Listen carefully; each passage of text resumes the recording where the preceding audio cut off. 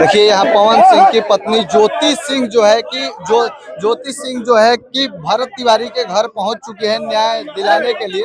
बाकी ज्योति सिंह का क्या कहना है, बातें सुनेंगे इनकी भी।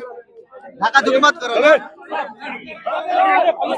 अरे देखिए अभी ज्योति सिंह और ज्योति सिंह के पिता और उनके भाई तीनों लोग भरत तिवारी के घर पे पहुंच गए हैं, उनके परिवार वालों को भरत तिवारी को न्याय दिलाने के लिए। भरत तिवारी जी एक बहुत ही मतलब कि पूर्ण रूप से वो एक सनातनीय थे और हिंदू राष्ट्रीय हिंदू बनाने के लिए वो मतलब यहाँ से 700 किलोमीटर दूर बाबा बागेश्वर धाम गए थे। तो भरत जी का जितना भी हम लोग बड़ाई करें उतना ही कम है और वैसे सपूत पूत सबके घर में होना चाहिए। और आज पूरी बिहार ही नहीं पूरा भारत उनके लिए शोक मना रहा है। और एक भगत सिंह के रूप में जिन्होंने जिस तरीके से वो जवाई दिवर के गरीब लोगों के लिए एसटी एक्ट एसटी और एससी ओबीसी लोगों के लिए जिस तरह से उन्होंने लड़ाई लड़ा है जात पात को ताक पे रखते हुए, तो बहुत इनके जैसा भला इंसान इस समाज में आना बहुत मुश्किल है। प्रशासन बोल रही थी कि मानसिक रूप से विक्षिप्त है भरत तिवारी। देखिए प्रशासन यदि तय कर दे कि हम डॉक्टर हैं, प्रशासन का काम है प्रशासन चलाना प्रशासनिक रूप से, ये नहीं कि डॉक्टर थोड़ी ना इलाज थोड़ी ना करते हैं कि उनको पता है कि ये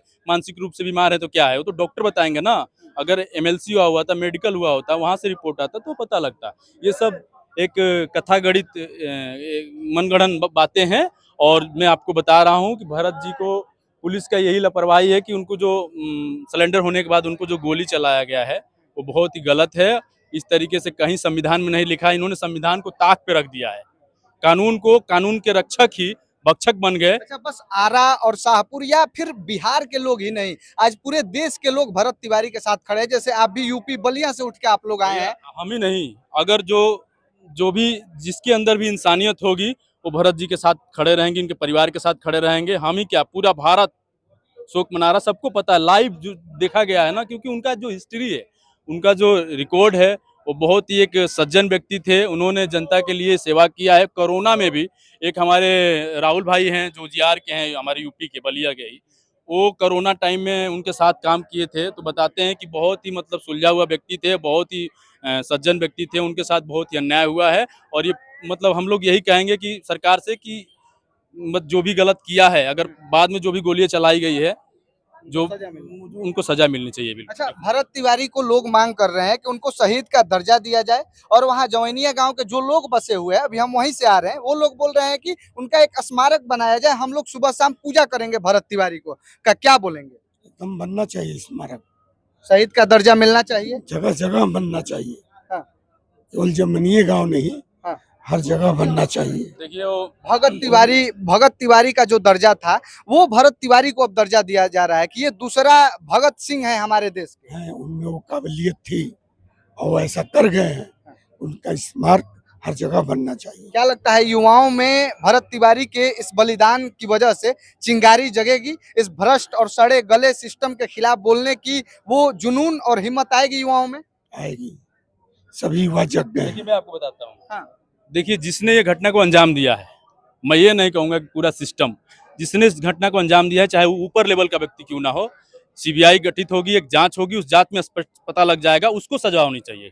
ये नहीं कि अगर मान लीजिए ये फलाना है, इन्होंने कुछ नहीं किया तो इनको क्यों सजा होनी चाहिए। जो इस में जो षड्यंत्र किए थे, चाहे एसडीएम हो, चाहे डीएम हो, चाहे ऊपर कोई मंत्री हो, उनको सजा मिलनी चाहिए। बस हमें सजा दिलाना है। और इसीलिए पूरे भारत के, कल वीरू भैया भी आएंगे, करणी सेना के राष्ट्रीय अध्यक्ष, सभी लोग लगे हुए हैं कि मांगे पहले सीबीआई जब जांच होगी तो दूध का दूध पानी का पानी आ जाएगा और जो भी गलत किया उसकी सजा होगी। बस हम यही चाहते। पुलिस ने तो मिला जुला कर, सब लोग बोल रहे हैं कि गलत किया है। जब वो हथियार लहरा रहे थे उस समय पुलिस कुछ नहीं की, जब हथियार डाल दिए उनके सामने कि हमारी मांगे पूरी की जाए, उस समय एनकाउंटर किया गया। देखिए हम आपको एक बात बता रहे हैं, भरत जी कोई नक्सलवादी नहीं थे, ना कोई आतंकवादी थे। इस तरीके से जो बातें कही जा रही है समाज में, और हमारे देश में नक्सलवादी और आतंकवादियों को फिर मैं बोलूंगा, इस गवर्नमेंट में नक्सलवाद को बढ़ावा देने के लिए, नक्सलवाद को रोकने के लिए, रोकथाम के लिए हमारे सीआरपीएफ जवान को मार दिया नक्सलवादियों ने, हमारे किसी भाइयों को मार दिया, ठेकेदारों को मार दिया, उसको बेइज्जत बरी कर दे रहे हैं आप। यहाँ तक कि आप नौकरी देने का भी ऐलान कर रहे हैं। लेकिन जब भरत तिवारी जी एक जनता के लिए जो आवाज उठाने का काम किए थे, उनको आप इस तरीके से सिलेंडर करने के बाद आप गोली मार देते हैं। और मैं ये चीज आपके चैनल के माध्यम से बताना चाहता हूँ कि इस देश का आतंकवादी जिसने पुलवामा अटैक किया था, यासीन मलिक नाम है उसका, जिसने पता ना 275 या 73 सैनिकों को मरवा दिया था, वो भी आज तिहाड़ नंबर जेल में 7 नंबर जेल में है। क्या ये सरकार उसको कश्मीर का सेव खिला रही है?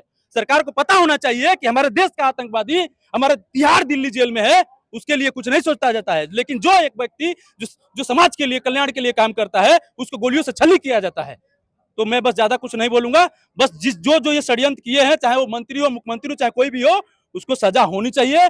बस मतलब क्या ये एसएचओ या बिहार पुलिस के छोटे मोटे जवान को रिटायर करके और एसपी डीएसपी असली मैं खेल पूरे बिहार पुलिस को नहीं कह सकता। जो इस घटना स्थल पे यहाँ के जो एसडीएम है, डीएम है, एसपी हैं, एसआई हैं, जो भी लोग हैं इस षड्यंत्र में, क्योंकि उनको प्रताड़ित किया गया है, उनको सारा वीडियो आप उठा के देखेंगे, तभी नहीं आज पूरा बिहार नहीं, पूरा भारत उनके लिए खड़ा है। ज्योति सिंह और उनके परिवार वाले भरत तिवारी के परिवार के साथ खड़े हैं। बिल्कुल, आप दिख नहीं रहा आपको, हम लोग साथ आए हैं, खड़े हैं तभी तो आए हैं। लेकिन हाँ, उनको हम उनका बेटा नहीं लौटा सकते, उनको भाई नहीं लौटा सकते, लेकिन उसके लिए, उनके लिए लड़ाई लड़ने के लिए हम लोग सभी लोग एक होके हम लोग जहाँ जाना होगा वहाँ जाएंगे। देखिए, तो ये ज्योति सिंह के भाई और ज्योति सिंह भी आई हैं, और बाकी आप लोग क्या कहेंगे भरत तिवारी के परिवार के बारे में? इनकी बातों के ऊपर अपनी राय प्रतिक्रिया जरूर रखिएगा। बाकी आप सबका बहुत बहुत धन्यवाद।